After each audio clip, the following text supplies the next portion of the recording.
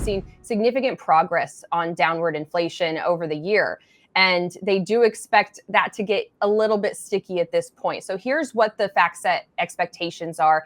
Headline CPI is expected to go up 2.6% for October when it went up 2.4% in September. So they are expecting to see inflation go up annually just a tick, while core inflation, that's the one that the Fed really looks at. That strips out the food and the energy.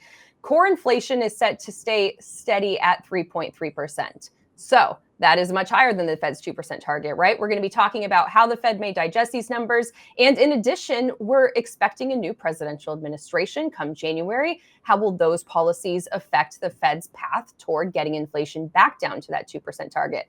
There's a lot to talk about today, so I want to bring in Mary Lovely. Mary is the Senior Fellow at the Peterson Institute for International Economics. Mary, it is lovely to have you this morning. Thank you. Great to be with you this morning, Simone. I've laid out the expectations. Economists do expect inflation to go up a little bit. Are we concerned about that trajectory? Have we reached what was the bottom, even though we aren't where the Fed wants us to be? Well, that narrative suggests that we're sort of on a journey. We might be on multiple journeys in the sense that, we have a new administration coming in. We're going to see new forces that affect supply and demand, both domestically and globally, and that will affect inflation. So we have a regime change, and I know that you'll want to talk about that because it's going to be really important looking forward. It is 8:30 on the dot. The Bureau of Labor Statistics isn't always perfectly on time, but I just refreshed and here we are. Okay, so headline inflation numbers coming in at 2.6% annual rise. That is exactly in line with expectations, as well as the 0.2% monthly rise. So right on target there, although as we mentioned, it is, higher than last month. As far as core, right on target, a 0.3% monthly rise in core inflation, as I've explained to our viewers, that strips out food and energy because those are two more volatile indexes. You're trying to get the idea of what the rest of the goods and services cost. And the rise for core over an annual basis is 3.3%. That is the exact same as September. So that's what we have. Headline inflation, 2.6% in October. Core inflation, 3.3% in October, same as September. It's very rare that we do get the right on spot results. So how do we take this? This is, exactly as expected. That should be nice for people. The markets like to expect things before they come. Yeah, I mean, I think it's great. There wasn't a whole lot of policy shift moving into the month. So it's probably not that surprising. We haven't had any surprises. So economists do their job and we got a pretty good forecast this time. Turns out to be right on the money. Yeah, right on the money. So I'm looking a little bit more at what the breakouts of all of this are. Food from an annual basis actually ticked down a little bit. So economists were expecting food to be a little bit hotter, a little bit more inflationary than it ended up being. Food as a whole rising 2.1% on an annual basis, while your groceries are up 1.1%. It is really the food away from home when you're out in the restaurants dealing with, services, higher wages, where you're seeing a 3.8% rise. So those are all on an annual basis and coming in a little bit softer than economists did expect, although, as we mentioned, the overall numbers are the same.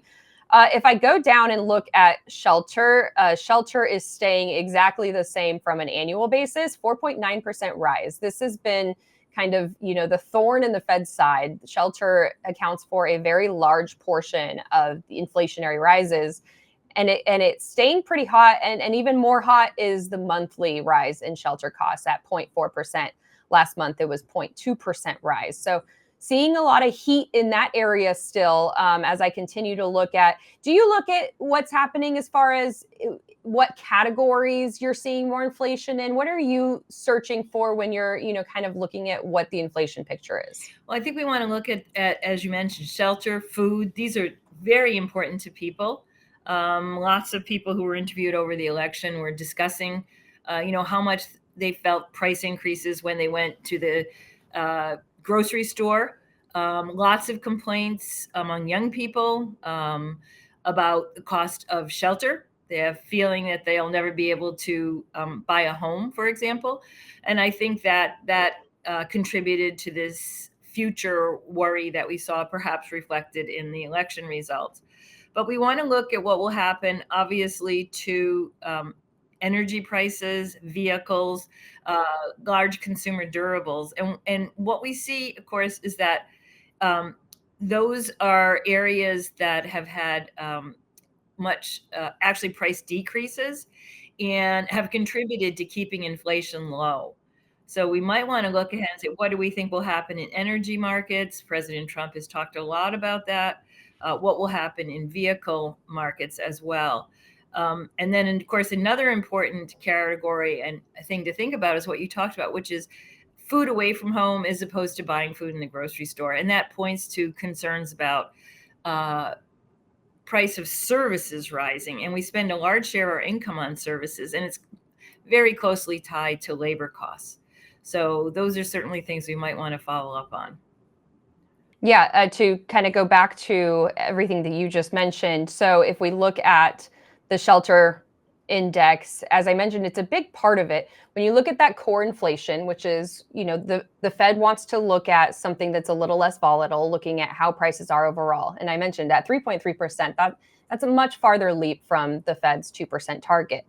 But shelter alone, the rise over the last year accounts for 65% of that core inflation. That is a huge chunk of what these prices are. So until the country sees that deflationary pressure or disinflation in the shelter prices, we're going to continue to see inflation market marks that are off the mark, right? And then as far as the energy is concerned, you mentioned that those are actually deflationary. So negative 4.9% on the energy index over the past year. And new vehicles, negative 1.3%. So 1.3% cheaper. And used cars and trucks, remember when those were so expensive? Used cars and trucks now at negative 3.4. Noting, however, that the price in used cars and trucks did jump up for the month. So if you were out buying a truck or car last month that was used, the prices were up 2.7% on the month, but still down year over year. And that has a lot to do with how crazy those prices went up. Okay, so we've got the official numbers down for October as expected, but still showing that, the B of A economists said sideways inflation. Mm-hmm. So we've been trying to move down for so long. They said inflation is moving sideways after a period of disinflation. Is that how you read it? Do we feel like these numbers are kind of indicative of, at least the headline was so close to that 2% target, and now it's kind of looking a little further away from it? I think people are worried that we're not just sideways, we're plateauing, and that we're going to go back up. And this is, of course, a concern because a lot of markets have built in an expectation for another rate cut from the Fed. And whether that happens or not clearly is going to be influenced by the numbers we saw today, which were as expected. But there's a lot of concern as to whether that rate cut is really warranted given expectations of higher inflation next year. So, for example, just looking at shelter, a lot of people, I think, want interest rates to go down, right? If you're buying a home, financing of that home is a huge part of what you'll pay in your monthly bill. And we saw interest rates come down and then pop back up. So, I think there's a possibility here that we're not just moving sideways, we're actually plateauing and we're on our way back up. Yeah, that would be really bad news for the efforts that have been happening to try to get inflation down. Mm-hmm. We've had, that interest rate, the highest it's been in decades. People are seeing that, feeling that, unable to get a mortgage because that monthly payment is so much more than they have the ability to spend. Yeah, and I think it's something we don't talk a lot about, which is kind of intergenerational equity. So, older people either own their homes outright because they've already paid off their mortgage, or they're holding on to mortgages that were as low as 2.75%. New people coming into the market now are seeing interest rates of 7 or higher. And, they like, what's happening to me? And I think among young people, that is a very big concern. Of course, that gets reflected in the cost of apartments and other things that young people are looking to buy as well, or to spend money on. So I think that interest rates, which are tied to the CPI numbers, at least nominal interest rates, are going to be affected by what we see today. If we're at a plateau, we don't know yet. Are we going up, going down? But I think there's a lot of warnings starting to come that inflation will go higher. I did a report, I think last week, based off data from the National Association of Realtors, and it was saying that the average home buyer today is 56 years old. First-time home buyers fell to historic lows. They've been tracking this for decades. First-time home buyers now make up less than a quarter of the home buyers out there. And the age of first-time home buyers, now 38 years old. That is not, what we were raised on to believe, well, if you work really hard, you're going to be able to buy your first home at age 38. That's already up 3 years just from the year before when interest rates were already high. So to your point, it really is pushing different economic pushes and pulls, really, as to what's happening with those interest rates and how it's so closely tied to how people act and what moves they make moving forward, and building that equity as well.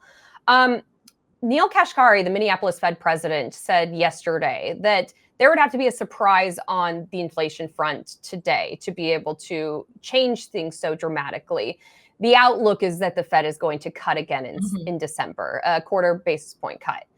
And I'm looking at what traders are thinking, and there's like almost a 60% chance in their mind that the Fed's going to cut by a quarter point. But that no cut territory is growing a little bit in consensus. More than 40% are betting on a no cut territory. There's zero surprise in this inflation report. So do you expect the Fed to move forward with that cut, and should they?